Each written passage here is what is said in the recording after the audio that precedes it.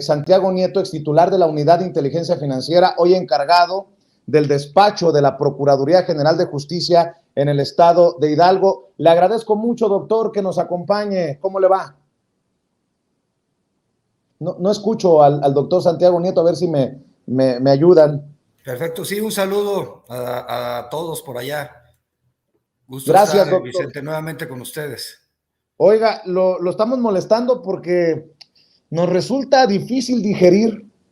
No me imagino a Santiago Nieto qué tan difícil le resulta digerir que el Poder Judicial está beneficiando a los malandros, a los presuntos delincuentes, a los presuntos cómplices de Genaro García Luna, que en algún momento sintieron la mano dura, por así decirlo, de la Unidad de Inteligencia Financiera cuando Santiago Nieto era titular.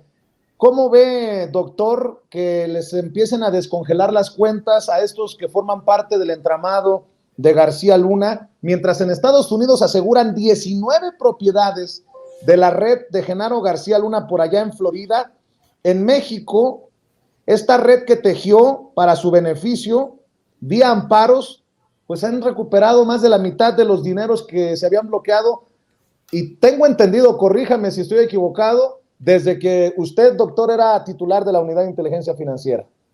Sí, a ver, yo creo que todo tiene que ver con un enlace de naturaleza económica. Dice el presidente, dice con razón que cuando algo no suena lógico, suena metálico. Y creo que es el caso.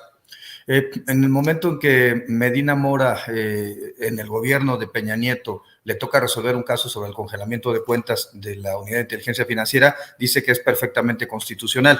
Claro, lo que pasaba es que ciertos despachos cercanos a Humberto Castillejo, o sea, al propio Peña Nieto, utilizaban la unidad como un mecanismo para poder extorsionar a básicamente empresarios o personas que tenían mucho flujo de dinero en efectivo, como podrían ser gasolineros, como podrían ser gente que tuviera unidades de taxis, centrales de abasto, pero entre otras muchas personas.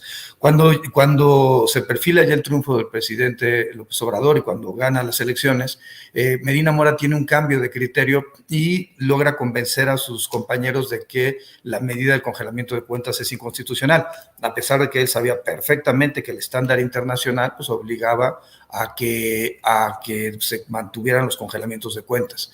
Y ahora lo que sucede es que estos despachos que antes operaban extorsionando con la información de la UIF, ahora se convierten en los paladines de la defensa de la libertad y del descongelamiento de cuentas, y son despachos de personas que en su momento trabajaron, también hay que decirlo, con Medina Mora. Entonces, la salida de Medina Mora significó un respiro para la Unidad de Inteligencia Financiera y, bueno, la posibilidad de que se impulsó una reforma legislativa. Ahora, ¿qué es lo que ha sucedido? Efectivamente, en el caso de García Luna o en el caso de Cabeza de Vaca, son casos en los cuales en su momento se congelaron las cuentas y que tanto pues, la administración que yo encabecé como la que encabeza actualmente Pablo Gómez, pues se hicieron la defensa jurídica del caso hasta llegar a las últimas instancias. La posición es si les daban una suspensión provisional, nos íbamos a quejas, si les daban una suspensión definitiva, nos íbamos a recurso de revisión, si les concedían el amparo, nos íbamos nuevamente a revisión ante los tribunales colegiados. Y el asunto es que son estos casos paradigmáticos donde los jueces han tenido una actitud, pues por decirlo menos, bastante complaciente con las personas vinculadas con la clase política. Y creo que esto también habría que reflexionarlo por qué está sucediendo. Y yo creo que el tema central es que, a pesar de que la jurisprudencia permite al juzgador ponderar, o la primera jurisprudencia que se emitió, la segunda jurisprudencia, la que impulsa Medina Mora, dice que es inconstitucional cuando no vienen de un requerimiento de autoridad extranjera. Y hemos llegado a casos realmente patológicos, como el caso de Cabeza de Vaca, donde como la solicitud de una autoridad extranjera, si la memoria no me falla, el FBI, no decía que se congelaran las cuentas, sino que se solicitara información y se investigara para ver si se ejercía la facultad de bloquear las cuentas. El juez terminó diciendo que como no había instrucción expresa internacional, el congelamiento no procedía y no podíamos tomarlo como una petición internacional. Esto realmente es absurdo porque, pues, primero, realmente los jueces mexicanos están pensando que una autoridad, una agencia norteamericana que se trabaja bajo el principio de reciprocidad, puede instruirle a una autoridad del gobierno mexicano. Pues me parece que eso es no entender el propio concepto de soberanía. No, la redacción es, en estos casos, se solicite, se investigue para, en su caso, bloquear las cuentas, es porque estamos hablando de derecho internacional, estamos hablando de un régimen soberano, estamos hablando de países independientes. No podemos nosotros recibir una instrucción de una agencia norteamericana porque eso, pues, atentaría contra los principios del derecho internacional público. Entonces, lo que estuvimos viendo en esto, lo que se ha estado viendo, es que con mayor frecuencia en los últimos 2 meses, pues el número de liberaciones de cuentas de personas relacionadas con actos de corrupción ha sido cada vez mayor y está relacionado con esta idea de limitar la capacidad operativa de la unidad de inteligencia financiera, insisto, en contra del estándar de las recomendaciones 4 y 38 del Grupo de Acción Financiera Internacional contra el lavado de activos, que obligan a los estados a tener herramientas fuertes de decomiso, de congelamiento de cuentas, para evitar simple y sencillamente que ese dinero ilícito, venga de corrupción, venga de narcotráfico, venga de trata de personas, no pueda seguir siendo utilizado en el ámbito del sistema financiero mexicano. Doctor, ya que habla de corrupción, usted fue titular de la Unidad de Inteligencia Financiera de la Secretaría de Hacienda y Crédito Público y bueno, es una pregunta fuerte y espero una respuesta fuerte. ¿Usted entiende que hay corrupción en las decisiones desde el Poder Judicial en México acerca de estos casos relacionados a Cabeza de Vaca? Y se lo pregunto porque el presidente ha sido muy crítico de jueces, de magistrados, de ministros, por esta guerra judicial que parece buscar golpear a la Cuarta Transformación o al gobierno del presidente Andrés Manuel López Obrador. ¿Usted advierte corrupción en estas decisiones, Santiago? A ver, yo lo que creo es que hemos visto muchos casos, y a mí me tocó incluso algunos llevarlos ante la Fiscalía Anticorrupción, donde los jueces, particularmente con el narcotráfico, particularmente en Jalisco, eran demasiado obsequiosos. Y en donde sí encontramos un caso de un magistrado que había recibido 76 millones de pesos en sus cuentas que no podía comprobar y utilizaba camionetas de alta gama y jet ski, que compraba un despacho que se encargaba de defender al narcotráfico. Por supuesto que hay corrupción a nivel judicial. Y como hay corrupción a nivel ministerial, como hay corrupción a nivel policial, como hay corrupción a nivel política, y creo que el tema central de atacar a grupos delictivos pasa por atacar también a la corrupción política o a la corrupción judicial que les da protección a las personas. Lo que puede ser, digamos, hay que hacer una línea de investigación respecto a los juzgadores, pero a mí hay un caso particular que me llama la atención, que son los jueces séptimo y octavo de Reynosa, en Tamaulipas, donde de manera sistemática en los 2 últimos años le han concedido todas las suspensiones y todos los amparos a Cabeza de Vaca.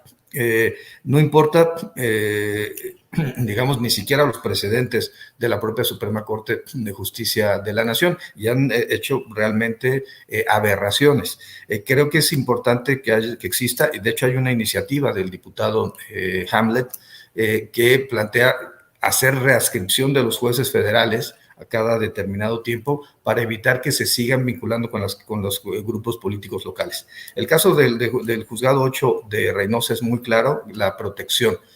Que haya corrupción económica, no tengo elementos para poder afirmar eso. Creo que se puede desarrollar una investigación, pero de que hay corrupción política por la vinculación y la protección a personas que, pues perdónenme, no solamente fueron malos gobernadores, sino fueron gente altamente corrupta.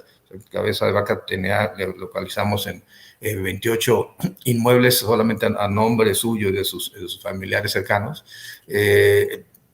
o donde generaron campos de energía eólica, pero no porque les interesara la energía limpia, sino porque querían montar las empresas en ranchos de sus prestanombres o en sus propios ranchos. Es decir, el debate o el discurso que tenían el discurso por el federalismo. Por supuesto que no les interesaba en lo absoluto el federalismo, lo que querían era que poder, como habían ya utilizado esta metodología, como ya habían conseguido gobernaturas con el PAN, pensaban que teniendo muchas gobernaturas en el 2024 podían ir por la presidencia de la República.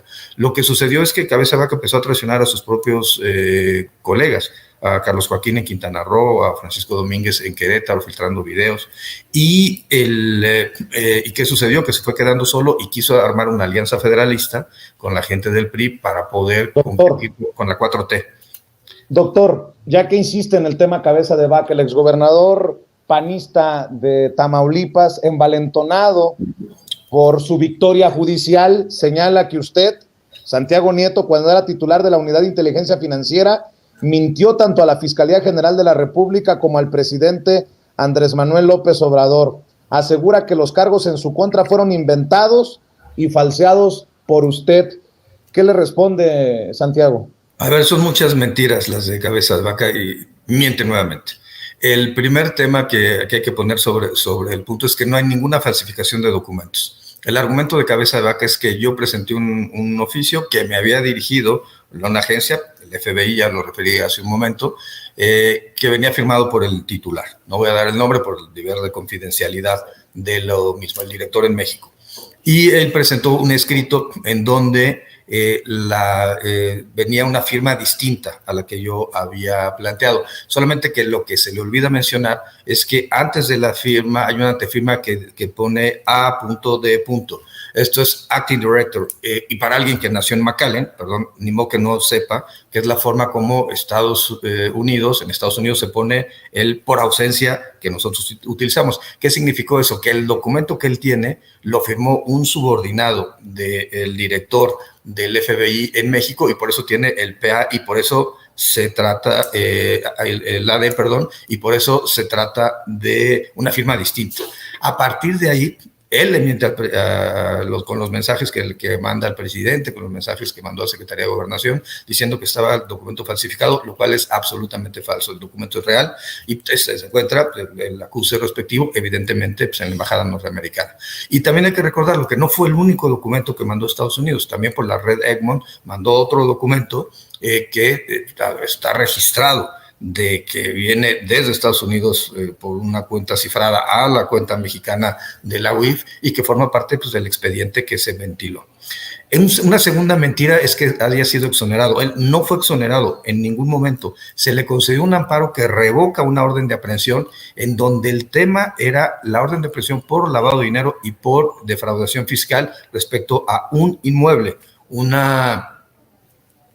un departamento que él había adquirido con el dinero que se le pagó en teoría, por las reformas estructurales. Acuérdense que Peña Nieto pagaba a los senadores y a los diputados por las reformas estructurales con dinero en efectivo, y ese dinero fue utilizado a partir de empresas fachada para la compra de este departamento, que después lo venden en 42 millones de pesos a otras empresas también fachadas que se correlacionaban por él. Entonces, no está exonerado. Hay 2 carpetas en la Fiscalía General de la República, en FEMDO y en Anticorrupción. Hay 3 carpetas en Tamaulipas y puede seguir el proceso en su contra en cualquier momento.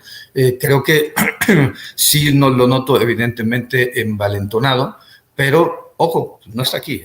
Eso también hay que recordar, no está aquí. ¿Por qué no fue candidato a senador en Tamaulipas? Porque tenía una orden de aprehensión y sabía que si tocaba el piso mexicano iba a ser detenido, porque no solamente por la orden de aprehensión, sino tenía la característica de prófugo de la justicia, porque nuestra Constitución establece que desde la orden de aprehensión, cuando alguien no es localizado, pierde sus derechos político-electorales y adquiere esa categoría de prófugo de la justicia. Entonces, es una mentira tras otra, como siempre, pero lo que me queda muy claro y me gustó mucho es que dijera que iba a ser candidato a la presidencia de la República por la oposición. Pues bendito sea Dios, ya con eso ya es hora de descansar todos. Morena va a ganar el 24 de cualquier forma, pero si Cabeza de Vaca es el candidato, pues vamos a estar caminando. Eso no hay tema. De hecho, ya anda haciendo campaña en Texas. Ahí está el video. No, perdón por la risita, que yo sé que es la que calienta, perdón. Tú estás muy serio en el tema, doctor, pero sí, parece que anda haciendo campaña, pero en Texas, cabeza de vaca. ¿Lo tienes ahí, David? Échalo.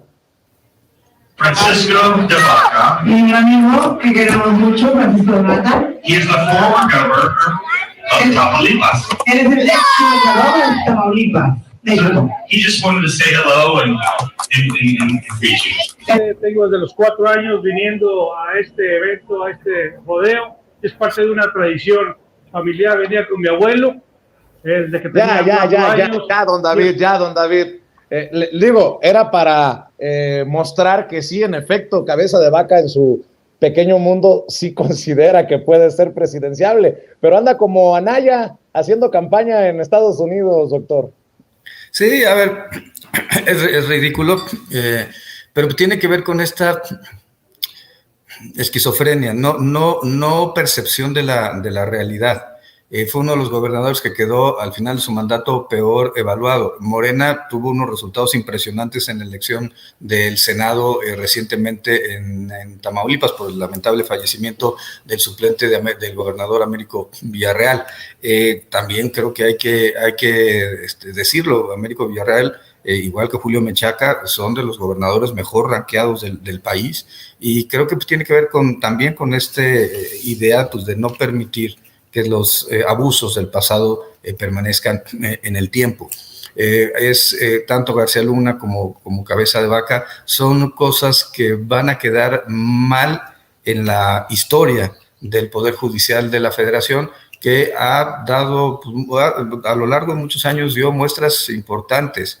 Pienso en Olga Sánchez Cordero como ministra de la Suprema Corte defendiendo los derechos de las mujeres, a mí el caso de antijuanitas del Tribunal Electoral, o los casos de protección de los derechos de pueblos y comunidades indígenas me parecen importantes, pero estas resoluciones de descongelamiento de cuentas es no darse cuenta que a la sociedad a la que están juzgando es una sociedad que está lesionada, lacerada, herida por los temas de corrupción, que finalmente son uno de los elementos que generó la transformación que en este momento está viviendo México. Yo creo que esos jueces, insisto, no sé si tengan corrupción económica atrás, pero evidentemente corrupción política por el acercamiento, en el caso de Cabeza de Vaca o de García Luna, creo que le están quedando mal a la sociedad. Y no se puede generalizar en todo el Poder Judicial de la Federación. Hay gente muy decente, pero creo que, y muy comprometida, y entendiendo las nuevas realidades del país. Pero esto de descongelar cuentas bajo argumentos tan infantiles como que no se solicitó en el escrito de manera textual por una agencia norteamericana que se congelara la cuenta, sino solamente se invitaba a investigar y en su caso ejercer función de congelamiento, me parece que es algo que rebasa de cualquier forma la lógica jurídica y el entendimiento del derecho internacional. Dos cosas para cerrar, si me permite, doctor.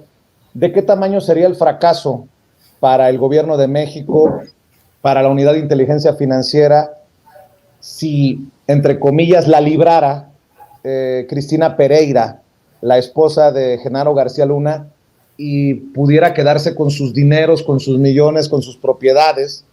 Porque, se lo pregunto, está escuchando el maestro Paco Cruz, autor de García Luna, El Señor de la Muerte, y él ha dicho que Cristina Pereira, como en el caso de Marta Sagún y Vicente Fox, Marta Sagún como Cristina Pereira han sido cómplices y no víctimas, que han formado parte activa de todo lo que se le pueda señalar a estos personajes, a sus parejas. En el caso de García Luna,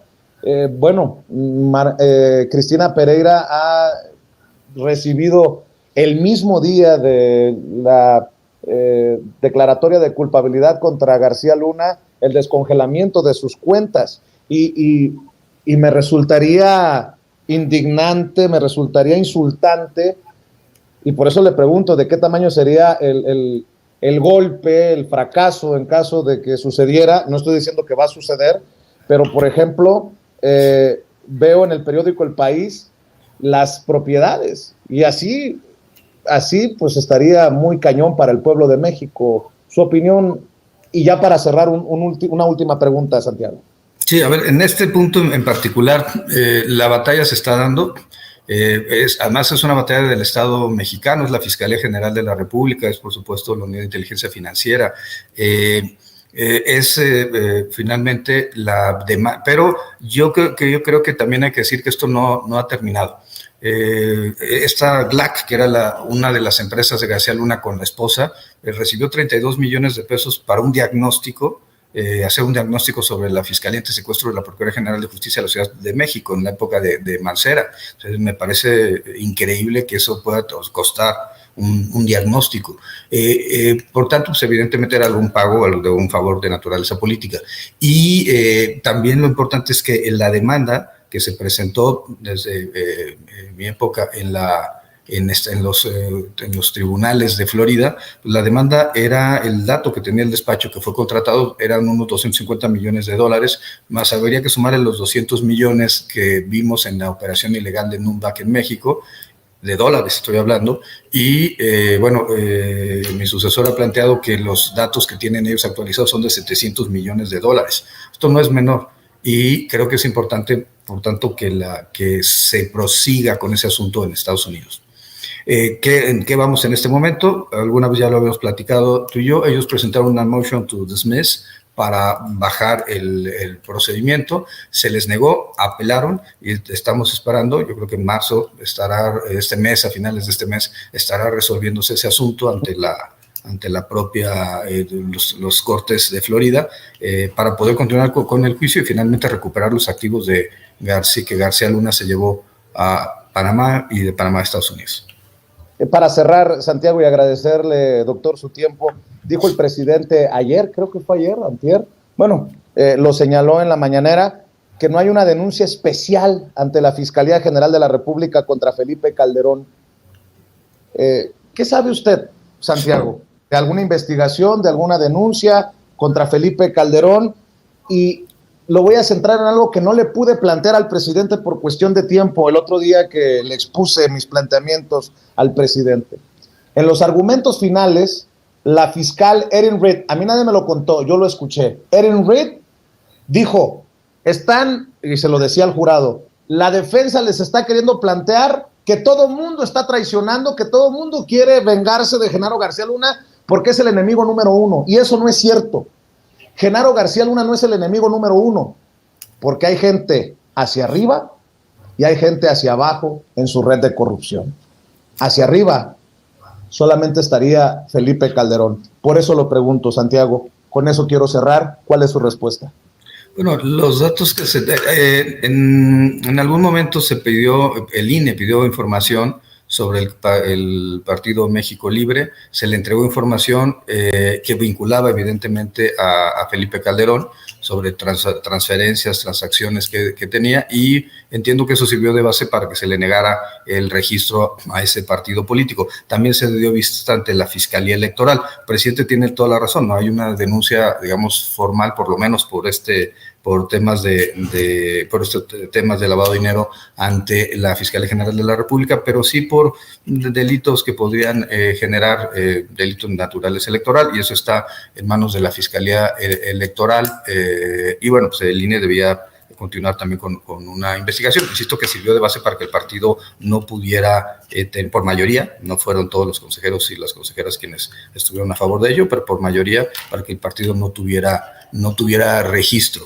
Y creo que finalmente, creo que la Fiscalía tendrá que dar respuesta a esta pregunta, pero yo creo que lo importante es también revisar hacia el pasado, de lo que ya se cuenta prescrito, por el simple paso del tiempo, porque es importante tener una comisión de la verdad, lo hemos platicado tú y yo, que permita explicar todo el nivel de corrupción que se vivió en los últimos sexenios en el país, que generó esto, las enormes desigualdades que tenemos y el debilitamiento del Estado de Derecho. Corre, doctor, te agradezco tu generosidad, sé que tienes muchos compromisos y te mando un abrazo, éxito por allá en Hidalgo. Abrazo. Saludos al gobernador Julio Menchaca, es Santiago Nieto, ex titular de la Unidad de Inteligencia Financiera de la Secretaría de Hacienda y Crédito Público, hoy encargado del despacho de la Procuraduría General de Justicia en aquel estado, el estado de Hidalgo.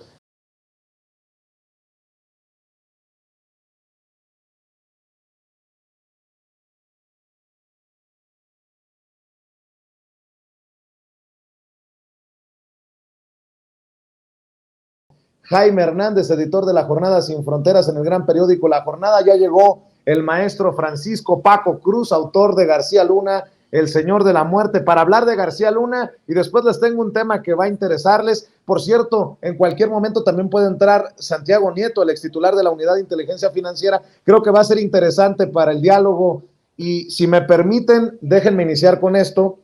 El expresidente Felipe Calderón decidió cancelar a última hora su participación en el primer diálogo atlántico por la democracia organizado por la fundación del exmandatario español José María Aznar, con quien fue a la peda por el cumpleaños de Aznar, 70 años hace unos días, la misma que le sirvió para conseguir una visa de residencia en España por 2 años. Desde la sentencia condenatoria a Genaro García Luna, quien fue secretario de Seguridad Pública en su sexenio, Calderón rehúye de los foros abiertos al público. De hecho, la última vez que se le vio en Madrid fue en la fiesta de lujo, precisamente organizada con motivo de los 70 años de Aznar, que celebró en un salón del Teatro Real y al que acudieron representantes de la derecha y la ultraderecha española y empresarios acaudalados. Bueno, pues estoy leyendo de La Jornada y fíjese cómo son las cosas. Ya le contestaron al periódico La Jornada desde la oficina de Felipe Calderón para refutar esta idea de que está relacionado esto con el caso de Genaro García Luna. Y lo publicaron como debe de ser en La Jornada, dice: aclaración de la oficina del expresidente. Y le envían este comunicado, esta carta a Carmen Lira, la directora de La Jornada. Dice: señora Carmen Lira, directora general de La Jornada, con relación a la nota titulada "Aplazan indefinidamente en España las clases de Felipe Calderón", me permito hacer las siguientes precisiones. Contrario a lo que falsamente refiere la información publicada, el cambio en el programa del acto respecto a la participación del expresidente Felipe Calderón Hinojosa fue acordado con suficiente antelación y no de improviso.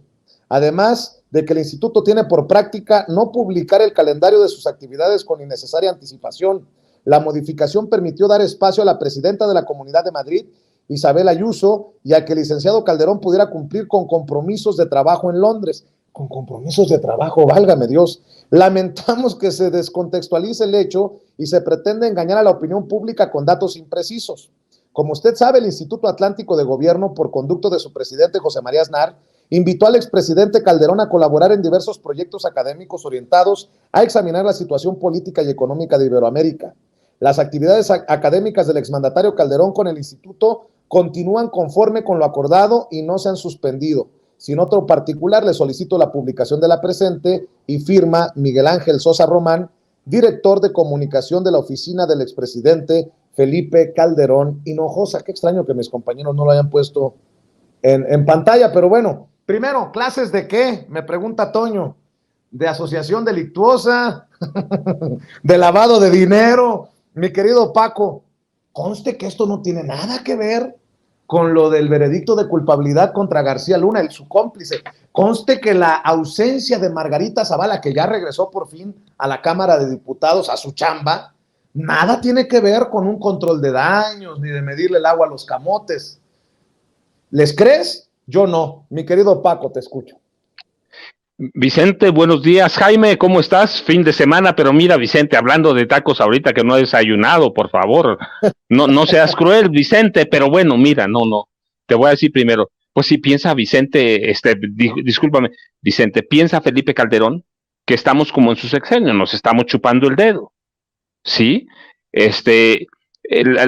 Piensa que todavía cuenta con esa gran complicidad para seguirnos engañando.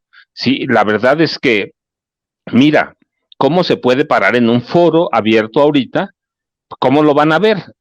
Solo de dos formas, y lo voy a decir porque alguna vez lo platicamos y así te lo dije. O lo van a ver como bien pendejo, porque no sabía nada, ¿sí? Siendo el presidente de un país en el que el presidente lo sabe todo históricamente, en el que desde la oficina presidencial se controlan todos los asuntos y teniendo a su disposición un aparato de inteligencia que tenía en sus archivos los expedientes de García Luna, por lo menos uno tenían, por lo menos un expediente criminal de Genaro García Luna lo tenían. ¿Cómo puede pararse ahí de frente y decir no sabía nada? Y dos, ¿cómo va a decir? No, pues soy cómplice. En el momento que diga que es cómplice, pues ahí tiene a los gringos. No importa que esté en España, van por él.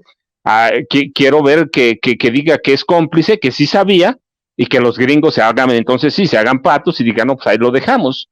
No, él va a pasar a la historia, ya lo vimos, va a pasar a la historia como un tipo bien pendejo, pero no va a querer que Genaro García Luna lo denuncie.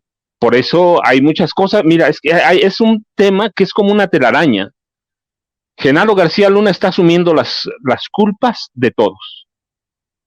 Pero al mismo tiempo en México se dan una serie de procesos y de pasos para proteger primero a su esposa y luego a todos sus cómplices. Es decir, hay un proceso para que Felipe y Margarita salgan limpios, pero no solo son ellos, es un equipo, todo. Yo te decía, los aparatos de seguridad, de inteligencia, Guillermo Valdés tiene que decir, Castellanos, tiene que explicarnos mucho cómo es posible que en el CISEN hubiera documentos de la criminalidad de García Luna y él no lo supiera. Pero eso nos marca todo el sexenio. Sí, todo el sexenio, que es un sexenio de complicidades y que nos lleva a entender necesariamente que crearon un grupo de poder, no solo para apoderarse de los recursos legítimos del gobierno, aunque fuera inmoralmente, sí, porque los contratos que se dan o las cantidades de dinero que sacan, pues pueden hacerlo legalmente, pero inmoralmente. Pero también apoderarse de la economía subterránea, que en este país, por lo menos en el sexenio de Calderón, manejaba al menos 50,000 millones de dólares por año. Entonces ellos es un grupo completo que conocía todos los mecanismos para hacerse de dinero.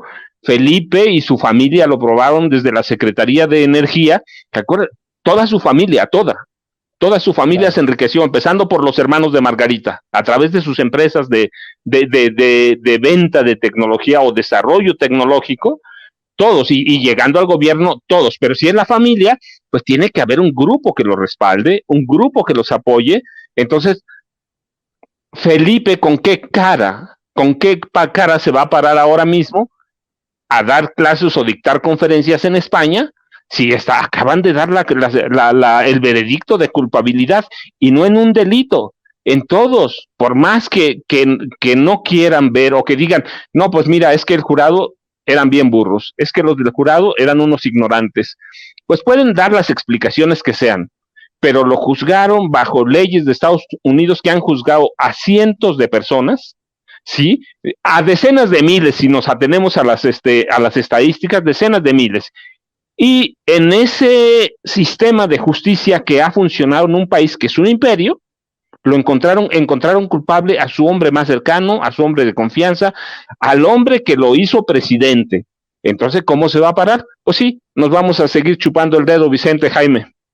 Así es, y bueno, por un lado, porque Jaime es editor de La Jornada Sin Fronteras en el gran periódico La Jornada, queda claro que en la oficina de Felipe Calderón sí leen La Jornada. Saludos a Carmen Lira, precisamente directora general de La Jornada. Y otra cosa, Jaime, a pesar de que la Unidad de Inteligencia Financiera ha destapado, ha definido la red de complicidades y de corrupción, hay que decir también que vía amparos, García Luna y su círculo han recuperado más de la mitad del dinero que había bloqueado la Unidad de Inteligencia Financiera. Por eso es tan importante que llegue a la cita Santiago Nieto, ex titular de la UIF, porque estos congelamientos, estas investigaciones se iniciaron cuando Santiago Nieto era titular de la UIF.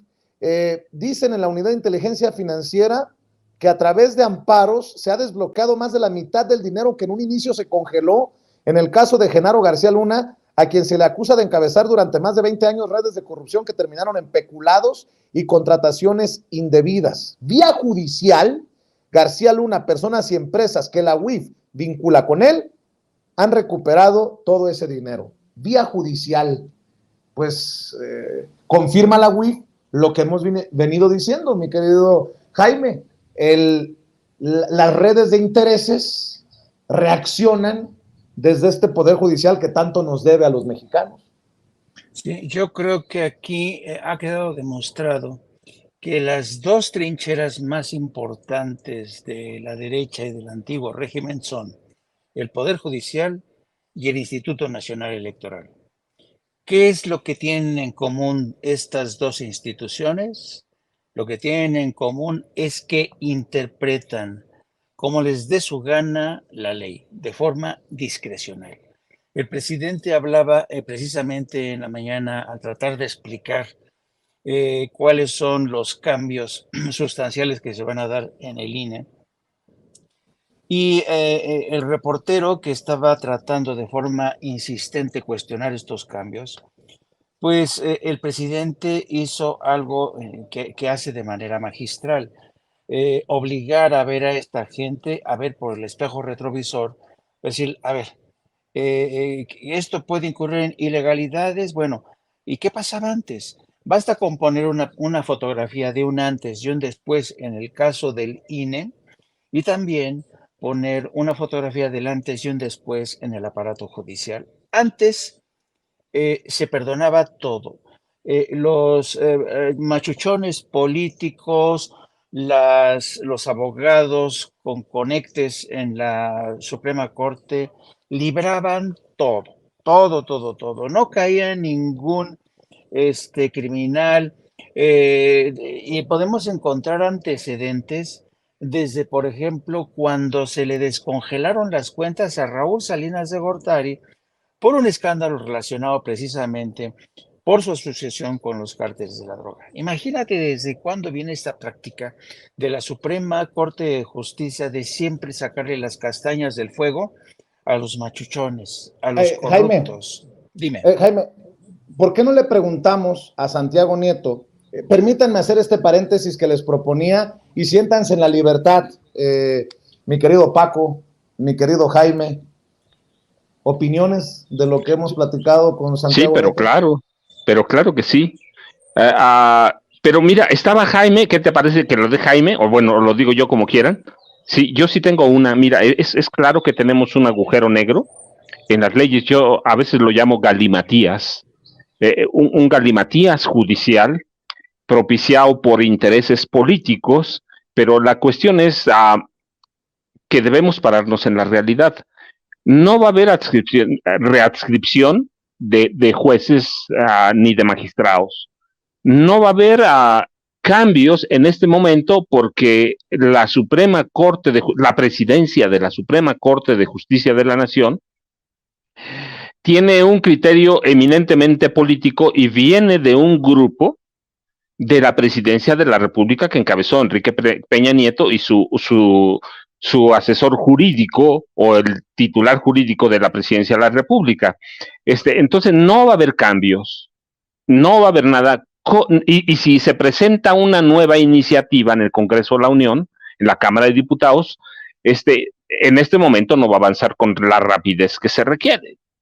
La cuestión es cómo hacemos para terminar con este tipo de agujeros negros que llevan a un juicio, a un amparo, a una revisión y termina dándole la razón y va a terminar dándole la razón a personajes como Linda Cristina Pereira Gálvez, Francisco Javier García Cabeza de Vaca, Luis Cárdenas Palominos y otros, porque mira, tenemos a Rosario Robles o la influencia de la señora Wallace en la Corte, es decir, es un problema gravísimo que no, de momento no tiene solución, pero quienes están dentro del gobierno y de la Fiscalía General de la República necesariamente tienen que tener algo para que no sigamos cayendo en estos agujeros negros que no tienen solución por un lado y por el otro entender que tenemos a un poder judicial que va a servir a un grupo de poder y que ese grupo de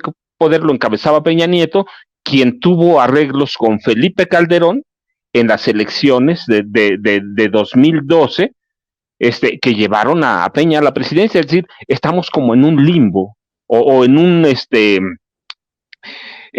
callejón sin salida, porque entonces con esta nueva presidencia de la Suprema Corte de Justicia de la Nación que encabeza Norma Piña Hernández, pues los criminales literalmente van a tener todo, no solo para defenderse, sino van a tener todos los recursos para seguir operando como operaban hasta antes del 30 de noviembre de 2018, Vicente. Jaime. A ver, Jaime, dame tu opinión, porque ha sido extensa la conversación con Santiago Nieto, pero creo que importante por lo que él empezó a construir desde que era titular de la Unidad de Inteligencia Financiera. Creo que nos da luz en ciertas esquinas oscuras sobre lo que estamos viendo. Al menos es importante escuchar su punto de vista por claridad, pues, en muchos aspectos de lo que nos está ocurriendo, estamos viendo, Jaime. Sí, a mí lo que me queda claro después de escuchar a Santiago Nieto es que uno de los graves problemas que tiene el aparato judicial es su politización. El aparato de justicia ha politizado y sigue politizando muchos casos. Y la prueba del algodón es justamente el caso muy específico de Eduardo Medina Mora. Hoy el presidente de la República ofreció por primera vez la versión que llevó a Eduardo Medina Mora a retirarse como magistrado de la Suprema Corte. Según la versión que ofrece el presidente, es que Eduardo Medina Mora, acompañado del presidente de la Suprema Corte, en ese momento Arturo Saldívar, se entrevistan con el presidente y les dicen que una investigación de la Unidad de Inteligencia Financiera desvela que Eduardo Medina Mora ha sido beneficiario de transacciones, de transferencias a sus cuentas bancarias millonarias. Y a mí lo que me extraña es que Eduardo Medina Mora, cuya familia sigue gozando de un enorme poder en el aparato judicial, en el aparato académico, la UNAM, todo este rollo, me extraña mucho que se haya ido de rositas, es decir, que se le haya permitido hacer mutis sin ofrecer ninguna explicación de por qué dejaba el cargo. Una de las teorías es porque Eduardo Medina Mora era un hombre clave de Enrique Peña Nieto. Enrique Peña Nieto le debía muchos favores a Eduardo Medina Mora, pero también Eduardo Medina Mora fue hombre clave de Felipe Calderón. Entonces, este personaje, Eduardo Medina Mora, que lo hemos visto que está más calladito y escondido porque él sabe bien que si se pone los reflectores sobre él, pues muchas preguntas tendrá que contestar, ¿no? ¿De dónde sacó esas transferencias? ¿Por qué se enriqueció de esta manera? ¿Por qué permitió cuando regresó a México que su esposa, que estaba enferma de cáncer, desafortunadamente murió la señora, siguiera trabajando en la plantilla, en la nómina de la Secretaría de Relaciones Exteriores en el consulado? Cuando yo recuerdo que se produjo esa decisión, se justificó y hasta cierta manera se comprendió esta decisión de poner a la esposa de Medina Mora en la nómina de la Secretaría de Relaciones Exteriores en el Consulado de México en Washington, esgrimiendo que el seguro médico que paga Relaciones Exteriores le permitiría a ella seguir recibiendo atención médica en Estados Unidos. Si para esas alturas Medina Mora ya se había enriquecido, como ya se publicó y se dio a conocer, ¿por qué entonces tuvo que seguir recurriendo a las arcas del Estado para que el Estado le pagara el tratamiento a su mujer? En fin, son tantas las preguntas que rodean a Eduardo Medina Mora, un hombre que mientras fue embajador de México en Estados Unidos, yo recuerdo de las múltiples reuniones que teníamos con él ahí en su oficina en la embajada. Él decía, por ejemplo, que vivía de forma muy frugal, que él cada vez que llegaban las cuentas de sus tarjetas, les pagaba inmediatamente porque él había sido víctima de esta, ¿te acuerdas de la famosa crisis en México? Que de repente mucha gente quedó endeudada, quedaba colgada de la brocha. Eso decía que le había pasado a Medina Mora. Pero yo me pregunto, este hombre que se presentaba a sí mismo como un leal servidor del aparato mexicano, que hasta la fecha sigue negando su participación o conocimiento alguno en el operativo de Rápido y Furioso, que se fue así, que se fue de puntillas como ministro después de entrevistarse con el presidente, después de que había una investigación de la Unidad de Inteligencia Financiera. ¿Por qué no hemos vuelto a saber de esa investigación? El presidente Andrés Manuel López Obrador decidió que se fuera en silencio, decidió como un último favor a Enrique Peña Nieto que Eduardo Medina Mora se escondiera, se retirara del mundo de la política y del aparato judicial a cambio de que salvaguardara lo quizá mal habido, no estoy diciendo que haya sido bien mal habido, lo que quizá podría haber sido y que seguramente es un enriquecimiento inexplicable. Son de estas cosas que, insisto, que las ha traído a colación de una manera u otra Santiago Nieto, porque para confirmar lo que ya sabemos todos, que el aparato de justicia, que ahora exige ser una suerte de ínsula barataria, una suerte de entidad autónoma es el feudo del aparato judicial, pero este aparato judicial que reclama tener su propio feudo, de tiro por vuelta, politiza la justicia e interviene en la política. Entonces, yo creo que mientras los magistrados y la señora Norma Piña meta la mano en procesos sospechosos con descongelamiento de cuentas que benefician a aliados políticos, con absoluciones que benefician a personas que formaron parte del antiguo régimen, francamente la gente ya está harta de esta práctica de la justicia. Y Claro. lo que ocurre, como suele ocurrir, es que el aparato de justicia ahora se declara víctima del ataque constante del presidente de la República desde la mañanera. Hoy se sabe que la unidad de inteligencia cibernética de la Guardia Nacional está haciendo un peinado, un rastreo para encontrar quiénes han amenazado a Norma Piña en las cuentas, a través de las cuentas de Twitter. Ahí sí, la justicia, las leyes, las instituciones tienen que trabajar para salvaguardar a estas personas que con la mano en la cintura liberan a malandros, a corruptos. Eso es lo que en lo personal a mí me pudre, me indigna, como estoy seguro que ocurre con muchos mexicanos, querido Vicente. Para cerrar, maestros, un tema que no podemos dejar pasar. Así como en algún momento analizamos, desmenuzamos las acusaciones contra Ili Ortiz, el dueño del periódico El Universal, que surgen de señalamientos de testigos cooperantes en el juicio contra Genaro García Luna. Las acusaciones contra Ili Ortiz son de recibir 25 millones de pesos mensualmente de Genaro García Luna para lavarle la carita. Pues hoy hay señalamientos y hay que decir también que muchos callaron o hasta defendieron al periódico El Universal, o muchos que se hicieron tontos con los señalamientos allá en Nueva York. Hoy hay señalamientos contra el dueño, pero del periódico Reforma. Y yo pregunto, ¿solo seremos los medios independientes como Sin Censura? ¿Solo serán periodistas independientes como Paco Cruz, como Jaime Hernández, los que hablen de estos temas? ¿O podemos aspirar a leer a Sergio Sarmiento, a Denise Dresser, a la propia Carmen Aristegui, a los personajes que escriben o han escrito en el periódico Reforma? Los vamos a leer analizando esta situación.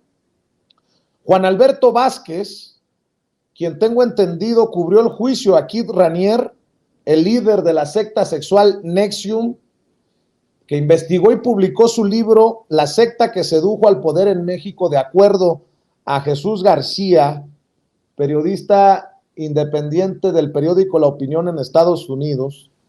Juan Alberto Vázquez informa que desde prisión Kid Raniere dice que el dueño del periódico Reforma lo quiere matar. En carta escrita de su puño y letra con motivo de una demanda civil que entabló contra el fiscal Merrick Garland y el exdirector Colette Peters, este célebre reo neoyorquino Kid Alan Raniere acusó, y cito, que un multimillonario magnate de los medios de comunicación en México, a quien conozco bien, cuya hija era líder en mi organización, prometió gastar y hacer lo que fuera necesario para encarcelarme por el resto de mi vida y probablemente matarme. Dice Juan Alberto Vázquez que Kid Ranier se refiere a Alejandro Junco de la Vega, dueño del periódico Reforma, cuya hija Rosa Laura Junco fue discípula del acusado e incluso formó parte del primer círculo de lo que en la organización NXIVM se conocía como esclavas sexuales. Sin aportar pruebas de lo que acusa Ranier, escribió la misiva el 12 de noviembre del año pasado, aunque apenas se agregó al archivo del caso el 24 de febrero de este presente año. Esta demanda civil contra Merrick Garland y Peters es parte de los esfuerzos de Ranier por recuperar su libertad. En junio del 2019, Kid Ranier fue hallado culpable de 7 cargos, entre los que se encontraban explotación sexual de una menor, y sentenciado en octubre del 2021 a pasar 120 años en una prisión federal. Mi querido Paco Cruz, pues no es poca cosa. ¿Qué piensas de esto? Pues, mira, te lo voy a poner en términos claros. Es como parir chayotes, pedir que otros periodistas de aquellos viejos, de los medios corporativos, publiquen algo. Recuerda, vivimos hace mucho y viene todo, es que todo es parejo, todo va en ese bulto de lo que se dilucida hoy en el sistema político mexicano, después de lo que se vive en el juicio a Genaro García Luna en una corte federal en Nueva York. Vivimos en un sistema de cuotas, colusiones o complicidades, en el que todos se protegen y cuando hay una crisis se protegen más. En este momento vivimos en una especie de crisis que afecta a los medios tradicionales. En el juicio a Genaro García Luna se protegieron todos. Yo me pregunto, ¿quiénes de esos periodistas monstruos, les llamo yo, se va a atrever a publicar que Rosa Laura Junco es parte de la cadena de trata de blancas, que ella misma era una tratante de blancas para servir o para surtir de esclavas sexuales al líder de la secta NXIVM?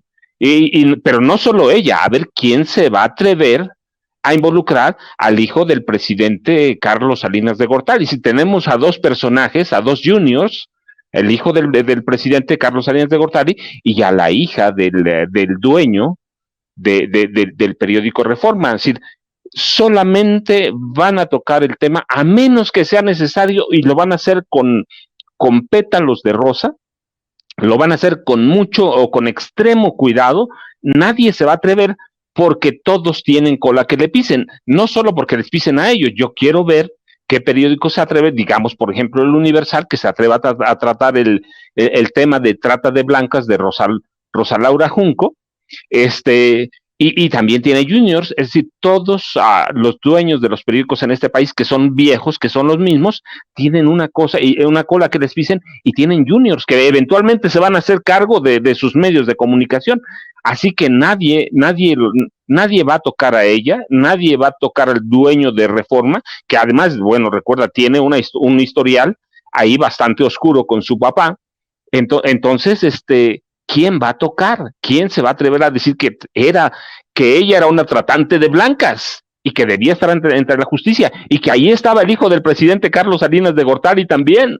Es decir, es un tema delicado que afecta a los grupos de poder y por lo tanto que afecta a todo el viejo periodismo corporativo de este país y a los comunicadores nuevos que sirvieron, son los mismos que venían con Carlos Salinas de Gortari. Es parte de mi generación que nacimos a la información, algunos antes, unos después, pero con la crisis de José López Portillo y de Miguel de la Madrid en 82. Entonces, ¿quién se va a atrever a tocarlos si todos tienen una cola que le pisen? Yo creo que nadie va a tocar. Es muy claro que esta mujer, Rosa Laura, era parte del equipo de la trata de blancas para surtir de esclavas sexuales al líder de NXIVM, y lo mismo el hijo del presidente Carlos Salinas de Gortari. Así que nadie los va a tocar. En este país si nadie toca a los políticos viejos, a menos que sea necesario y con mucha delicadeza, pero nadie va a tocar a los juniors. Nadie los va a tocar. ¿Por qué? Porque todos tienen algo en ese sistema de cuotas y complicidades en el que callaron por décadas. Así que van a seguir callando, van a seguir haciendo lo que yo te decía, pensando que nos seguimos chupando el dedo para fortuna nuestra y de este país, pues ahora tenemos plataformas informativas que son una alternativa de información y que no vamos a callar nada. Si hay algo, lo vamos a decir contra quien sea, va, porque así es y así debe ser. Entonces yo no espero que alguno toque el tema de Nexium, no solo por la carta, ¿eh? La carta es una parte de todo ese problema cuando se advirtió que la hija del dueño del periódico Reforma era una tratante de blancas y que inducía a la esclavitud sexual y lo mismo que el hijo del presidente. ¿Me escuchas? A ver. ¿Sí? Ajá. Sí. Perdona ya. Jaime, entonces, yo digo que nadie va a tocar ese tema, ¿eh? Jaime, si te escuchamos, ¿alguna situación? A ver, nada más quiero decir, Federico Mora dice, el periódico El Universal ya lo trae. Es obvio, era de esperarse. ¿Quién le metió un trancazo en primera plana al periódico El Universal con los sobornos señalados Reforma. en Nueva York? El periódico Reforma. Es un a menos pago. que, por eso digo, a menos que sea necesario, lo van a tocar. ¿Sí? Y el caso de TV Azteca igual, traen broncas. Históricas, claro, o sea, son broncas históricas, pero el resto, a ver, yo quiero ver a ver quién se va a meter. Ellos dos pues han tenido broncas directas, por eso dije, a menos que sea necesario. Y ellos dos tienen broncas, así que se van a acusar, pero quiero decir, la prensa corporativa es mucho más que TV Azteca y mucho más que el Universal. Es una prensa muy grande, en el país son más de 700 medios, para ser preciso, que estaban ahí reunidos en la mesa cuando se trata de hacer acuerdos con el gobierno, sobre todo los gobiernos de Peña y de Felipe, del PRI y del PAN. Así es, mi querido Jaime, a ver si te escuchamos. Por ahí escuchaba a Jaime, preguntaba si lo oíamos. Sí te escuchamos, Jaime. Y nada más para también ir con tus opiniones. Juan Alberto Vázquez, quien investigó, estuvo en el juicio y ha escrito un libro sobre esto, dice, no es la primera vez que Ranier muestra temor por Junco. En el 2017, en una llamada que se hizo pública, Emiliano Salinas, el hijo de Carlos Salinas de Gortari, pide al coach Tony Saratini que trate de platicar con Alejandro Junco después de que Tony devino disidente y Ranier buscara demandarlo. Saratini se enfadó al saber que Ranier, en ese momento, a punto de convertirse en prófugo de la justicia, marcaba a las mujeres con sus iniciales en la cintura. Yo puedo tener esa plática con Alejandro, en referencia a Alejandro Junco de la Vega, pero que quede claro que yo no puedo controlarlo, le aclaró Tony a Emiliano Salinas. Así que, mi querido Jaime, también escucho tus opiniones para cerrar, maestro.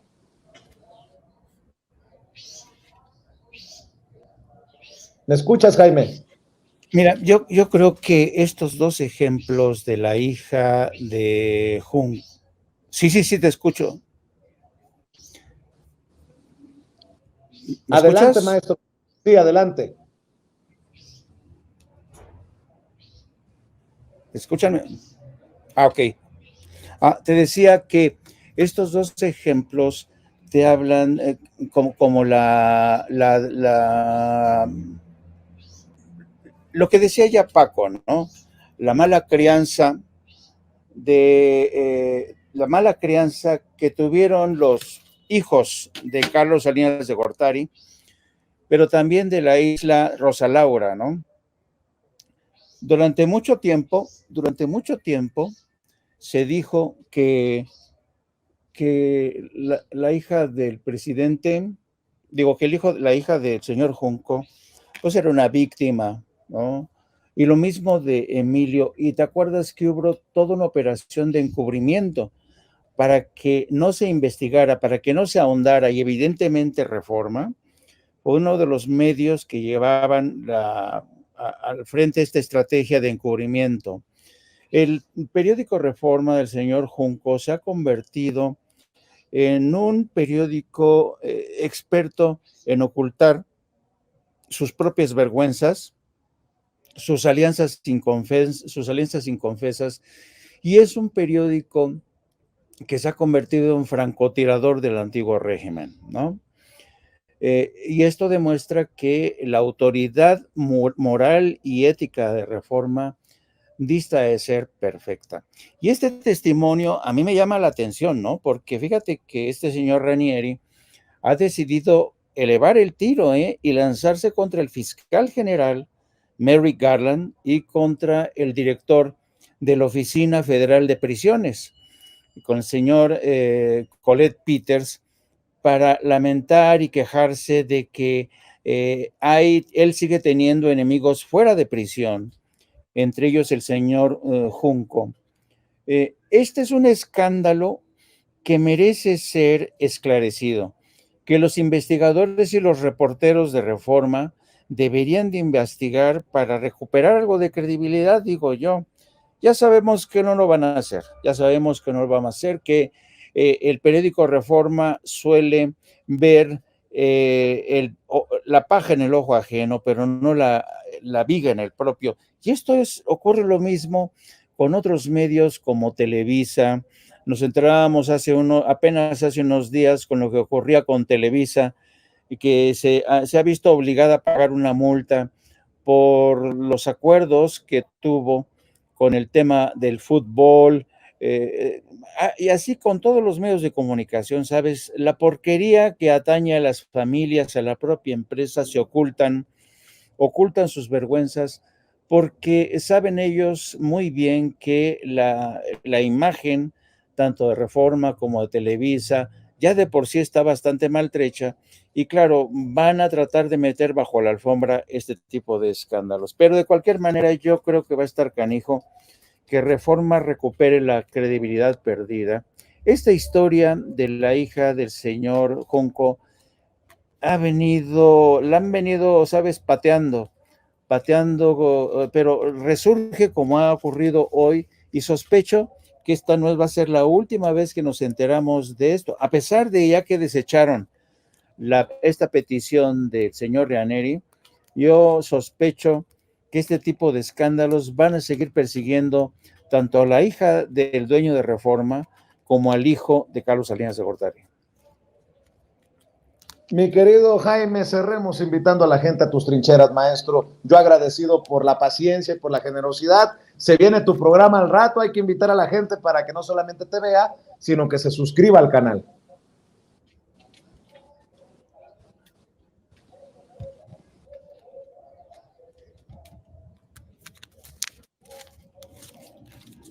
Así es, querido Vicente, te agradezco como siempre tu apoyo, tu respaldo.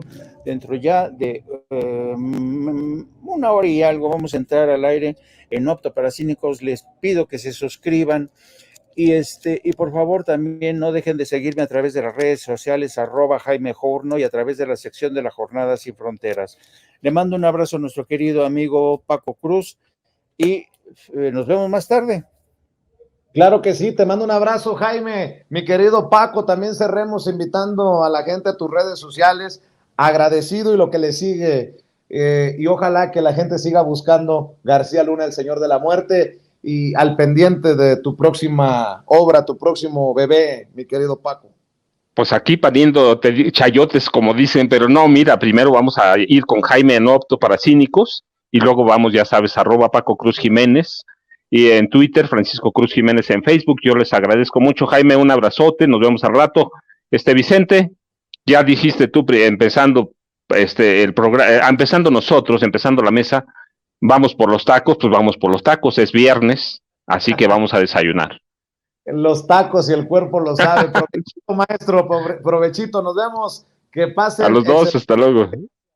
Y bueno, vamos a esperar a nuestro próximo invitado, pero ¿cómo había?